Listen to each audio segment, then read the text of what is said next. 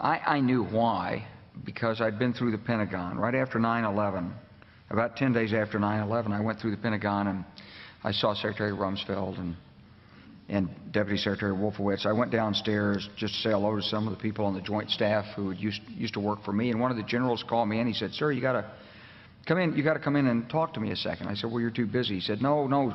He says, "We've made the decision. We're going to war with Iraq." This was on or about the 20th of September.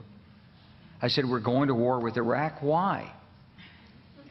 He said, "I don't know." He said, "I guess they don't know what else to do." So I said, "Well, did they find some information connecting Saddam to Al-Qaeda?" He said, No. He says, "There's nothing new that way. They just made the decision to go to war with Iraq."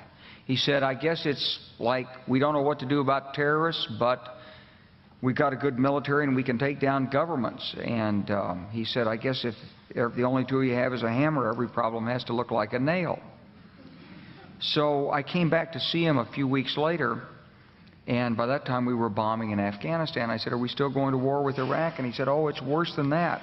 He said, he reached over on his desk, he picked up a piece of paper, and he said, I just got this down from upstairs," meaning the Secretary of Defense's office today, and he said, "This is a memo that describes how we're going to take out 7 countries in 5 years, starting with Iraq and then Syria, Lebanon, Libya, Somalia, Sudan, and finishing off Iran."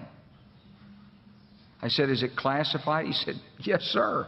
I said, "Well, don't show it to me."